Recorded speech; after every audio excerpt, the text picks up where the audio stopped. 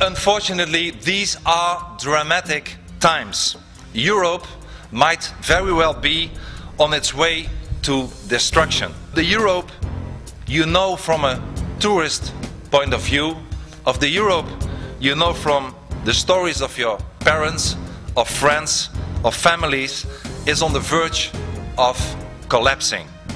We are now witnessing profound changes that will forever alter Europe's destiny and might send our continent in what Ronald Reagan once called 1,000 years of darkness. The takeover of Europe is part of the global fight of Islam for world domination. Islam is a political ideology. Islam's heart lies at the Quran, and the Quran is a book that calls for hatred, that calls for violence, that calls for murder, that calls for war, that calls for submission. And the Quran asks and orders Muslims to kill non-Muslims. The Quran describes Jews as monkeys and pigs. تعرفي اليهود؟ بتحبيهم؟ لا ما بتحبيهمش ليه؟ كده عشان هم ايه؟ هم قردة وخنازير. عشان هم قردة وخنازير؟ مين قال عليهم كده؟ ربنا. قال عليهم فين؟ القرآن. قال عليهم في القرآن كده. The Quran is Allah's personal word, which leaves no room at all for interpretation. Therefore, ladies and gentlemen, there is no such thing as a moderate Islam. Sure, there are moderate Muslims, but there is no moderate Islam. Muhammad was a warlord, and in establishing Islam, he preached violence. He preached the slaughter of non-Muslims. He took part in 78 battles and slaughtered the Jewish tribe of Banu Qurayza. And Muhammad said, and I quote, "I have been ordered by Allah to fight against people until they testify that there is no God but Allah and Muhammad is his messenger." The purest joy in Islam is to kill and to be killed. And ladies and gentlemen, Muhammad's behavior and the Quran inspire until today jihadists from all over the world to slaughter innocent people, like in Washington, in New York, in Madrid, in London, in Amsterdam and in Mumbai. The truth is that Islam has always attempted to conquer Europe, and it has done so for centuries. The Christian city of Constantinople fell, as we all know, in the 15th century. And now, in the 21st century, Islam is trying again. This time, not with armies, but through the application of al-Hijra, the Islamic doctrine of migration. This doctrine, al-Hijra, is based on the example of Muhammad, who, as you know, migrated from Mecca to Medina. And the Libyan leader, Muhammad al-Gaddafi, said, and I quote him, "We have today 50 million Muslims in Europe. There are signs that Allah will grant them victory in Europe without swords, without guns, without conquest. Those 50 million Muslims of Europe will turn Europe into a Muslim continent within a few decades." For the first time in world history, there are dozens of millions of Muslims living far outside the Dar al-Islam, the Islamic world, and that poses an enormous threat to us in the West. Ladies and gentlemen, the al-Hijra may be the end of the Western civilization as we know it. My country is in the process of becoming Hollandistan, as Europe, as Badior stated correctly, is becoming Eurabia.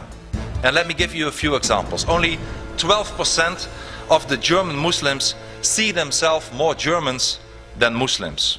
And churches all over Europe, churches are emptying out, whereas mosques are shooting up like mushrooms.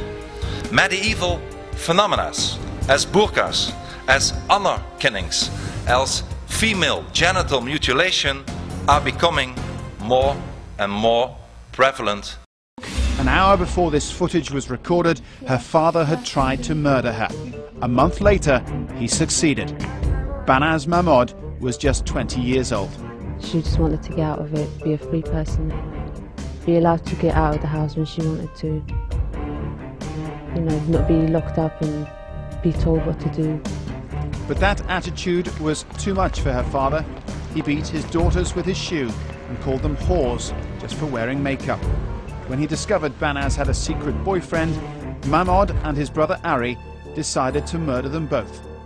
On New Year's Eve 2005, here in South Wimbledon, passers-by found Banaz running through the street, covered in blood and pleading for help.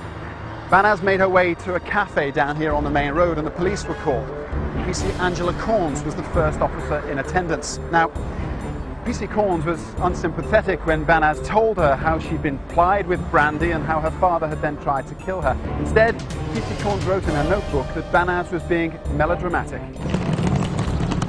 Banaz Mahmoud was strangled in her own home, her body crammed into a large suitcase. It was then transported north to Birmingham and buried in a hole 5 feet deep in the back garden of this house. It was 3 months before her body was found.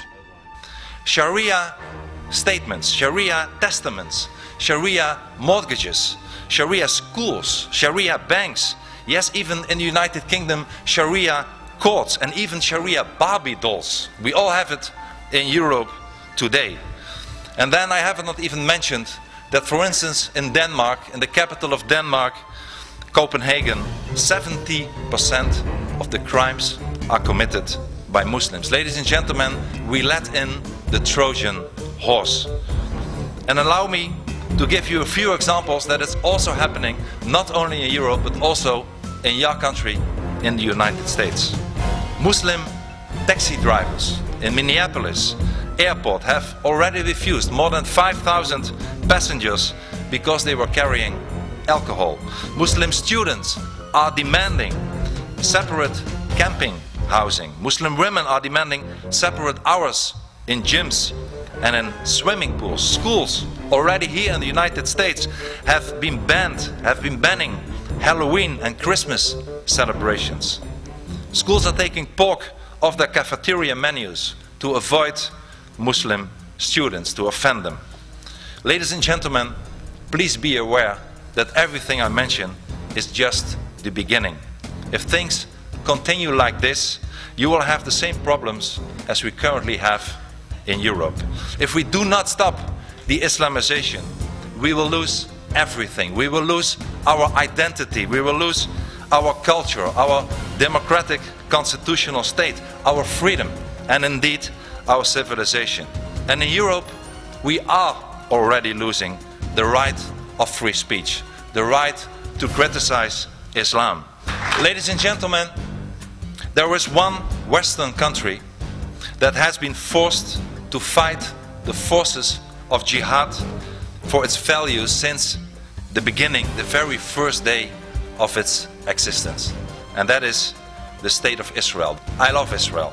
However, in Europe, being pro-America and being pro-Israel makes you almost an endangered species. But Israel, ladies and gentlemen, is a beacon of light in an area, the Middle East, that is pitch black everywhere else. Israel is a Western democracy. Very important point I want to make for you. The so-called Middle East conflict is not about land at all. It is not a territorial conflict. It's a conflict about ideologies. It's a battle between Islam and freedom. It's not about some land in Gaza or Judea and Samaria. To Islam, the whole of Israel is occupied territory. They see Jerusalem and Haifa as settlements too. Islam forces Israel to fight. And Israel is not just fighting for itself. Israel is fighting for all of us. We all are Israel. Israel fights for the entire West.